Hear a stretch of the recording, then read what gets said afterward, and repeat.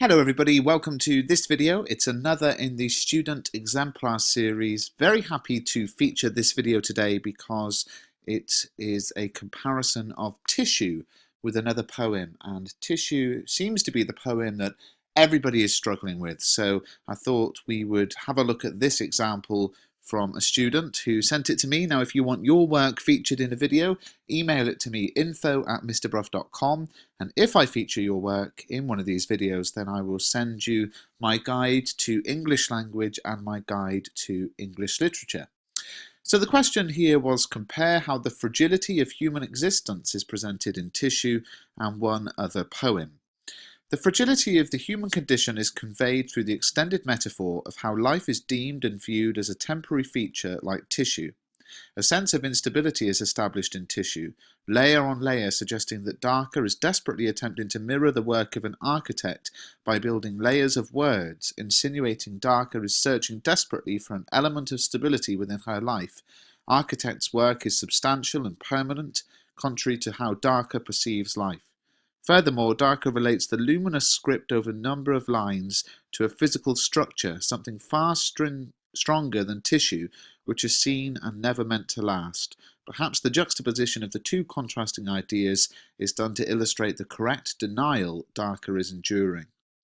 Now, this opening paragraph is quite interesting because really it contains three different ideas, and I'm a big fan of having one idea per paragraph because else it gets confusing. So I actually think up to here is a really nice introductory sentence for the poem Tissue that actually succinctly says something very complex, that the metaphor, the extended metaphor that we see throughout the piece, throughout the poem, represents the fragility of the human condition. So that's a lovely idea, and one that I think will stand this student in good stead for writing a really good analysis.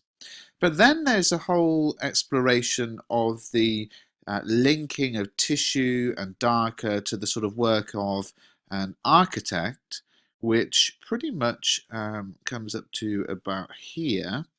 And then there's another idea about the juxtaposition of the contrasting ideas of something that is strong and something that is weak, and the meaning behind that. So this idea of juxtaposition is a structure point because we were talking about the placement of two opposites next to each other, and it would be good if this student had written that whole idea really clearly into a separate paragraph, linking it to the question of the fragility of human life. As it was with three ideas in one paragraph, it's a little bit hard to kind of gauge what is this paragraph saying. Some great moments, but also some moments that aren't so strong. Now, the comparison then that the student has chosen is with Ozymandias. Moreover, Shelley displays the fragility of human existence through the use of juxtaposing ideas. The oxymoron colossal wreck depicts the conflicting ideas towards human fragility.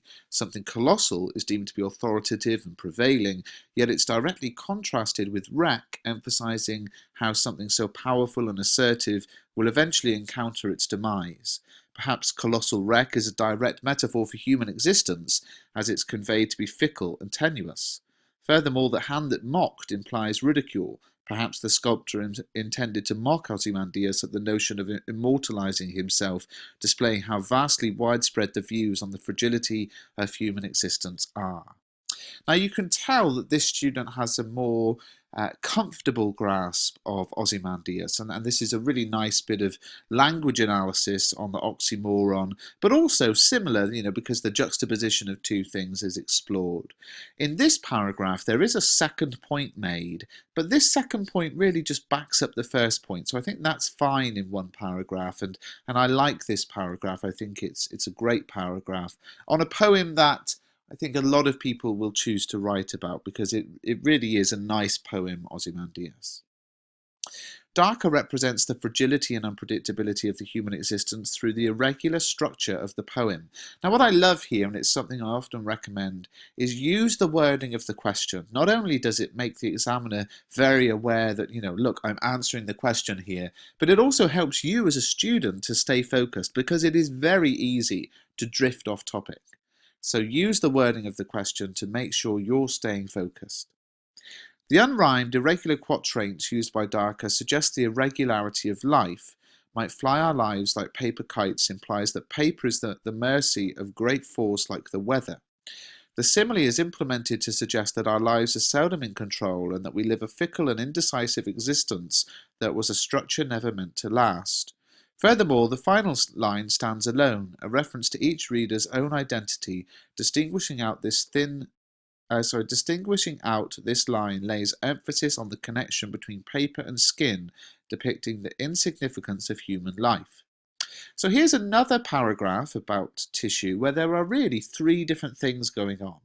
There's the idea of the lack of rhyme and the irregular quatrains, and that really comes up to about here. And again, I really like this idea. I don't think it is fully explored because the student then jumps into the simile and says about how the simile has the same effect, the sort of lack of control, and then has another structure point about the ending standing on its own, the final line. So actually, if this is a paragraph about structure, because the topic sentence of the paragraph, the first sentence of each paragraph should explain what the rest of the paragraph is about.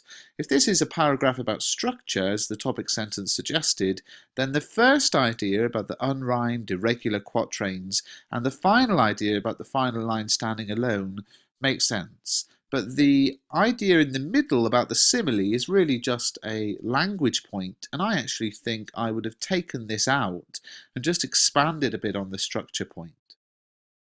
In Ozymandias, Shelley presents man's insignificance and the fragility of human existence through the rhyme scheme of the sonnet. Initially, we are enlightened to a Petrarchan sonnet form, which later translates into a Shakespearean form, and we later see the demise of this form as we greet an unknown form of sonnet.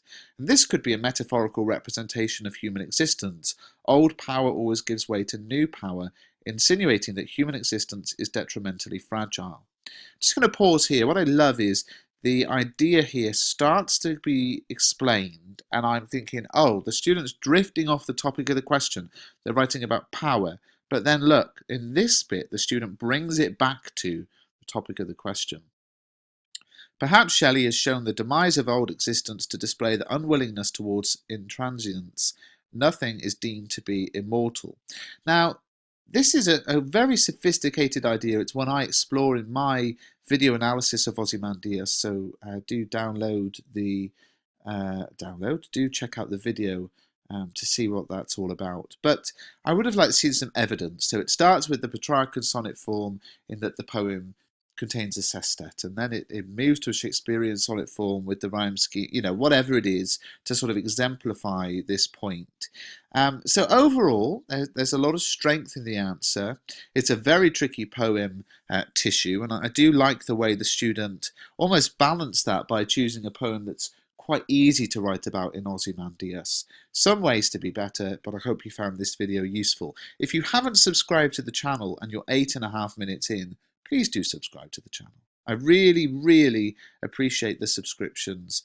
It just really helps me to see how much you value this work.